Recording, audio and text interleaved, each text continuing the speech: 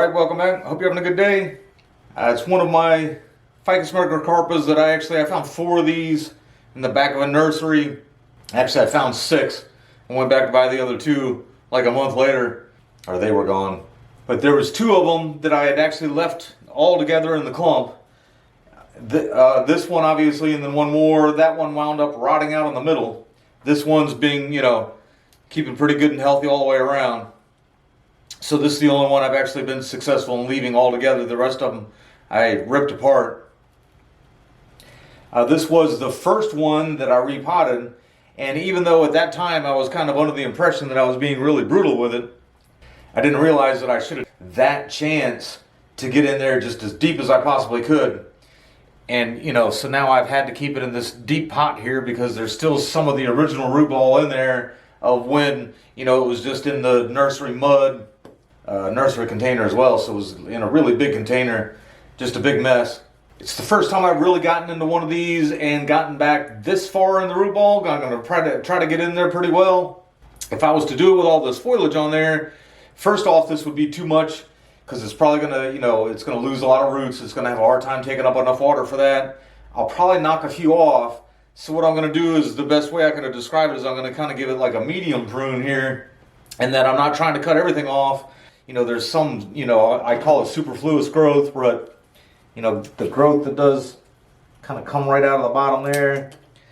Things like that, that'll lessen the load of water it needs after the repot. And then it'll also just give me a better idea of where I can kind of handle it as I'm moving it around. It's going to take quite a bit of time. I don't know. I don't think I'm going to time lapse. I think I'm just going to edit out the most boring parts.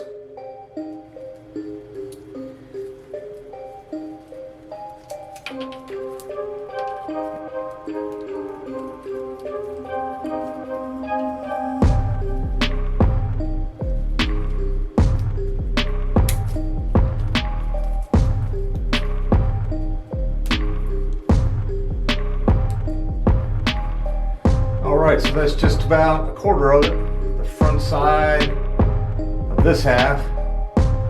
Move on over here.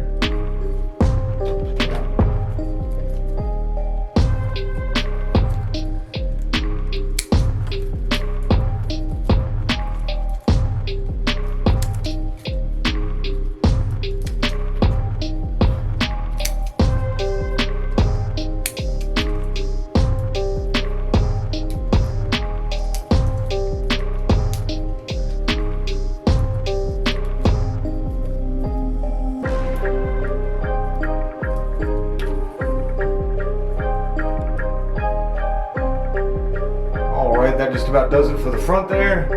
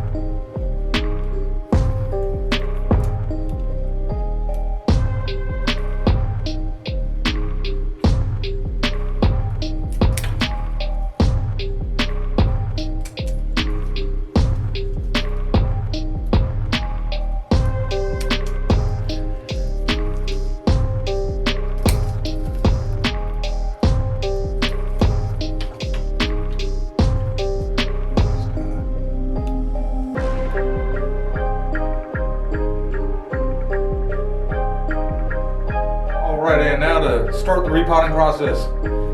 First thing I'm going to do is I'm just going to get it out of here.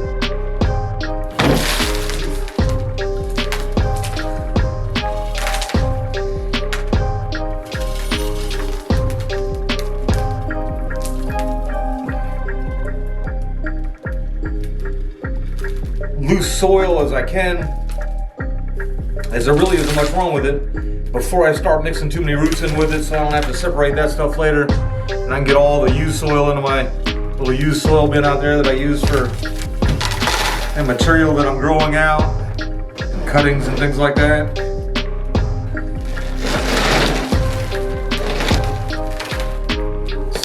Alright, I was getting distracted with that bad camera angle there.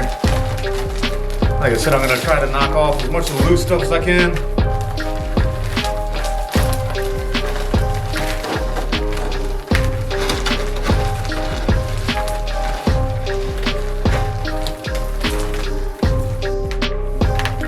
And the dense part of this is not even as deep as I remember it being. This should work out really well.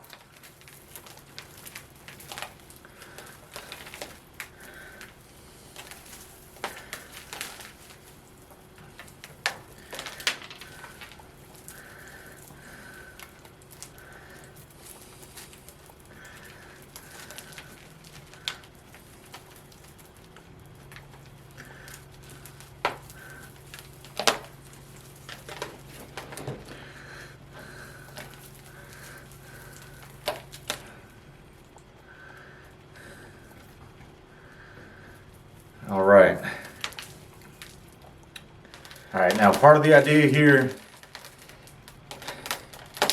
is that when I originally did this, you can see, you guys may not be able to see it, but there's some longer stumps under here that I didn't get the first time I repotted it. And I think the idea is the first time I got it into some better soil, I should have. But definitely the idea right now is that this would be the last time I ever do anything kind of like this brutal with it. So I want to go ahead and get everything I possibly can. I mean, some of these aerial roots I tried to save are really in bad spots. That one was dead. Like these groups over here with the, I was trying to save this one. This one was actually curling around the side of that. Well, and sometimes I even forget with the nature of the camera there. Just had to cut a bunch of that stuff out because I forget sometimes when I'm working with this thing towards me, you guys can't really see what I'm doing or talking about, but I cut a couple of the stray arrow roots that were coming way out to the edge of the pot. And some of these that are smaller, that are right next to the stump, I'm going to keep. That was even another reason why I wasn't all that rough with it the first time, is I wanted to try to salvage as much of these roots as I could. And so if I lose a couple more than even what I was originally planning on, then that's the way it goes. So let's see if I can get that thing set up. Almost stand it up on its edge just like that. I think it's about the tool of choice I got right now.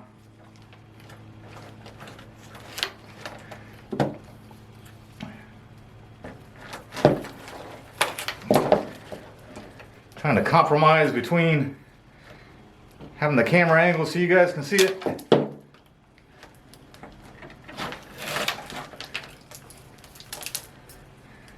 This one's the biggest.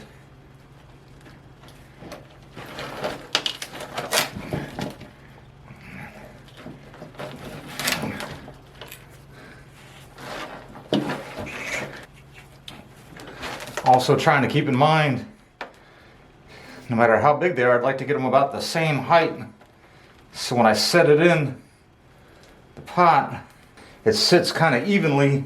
All right, after washing it off, it's hard to get a good, I had the pot in here all ready to go. And so I just kind of had to do what I had to do without the camera. I cut these back just a little bit more. Got a little bit of a better, flatter bottom there. And we'll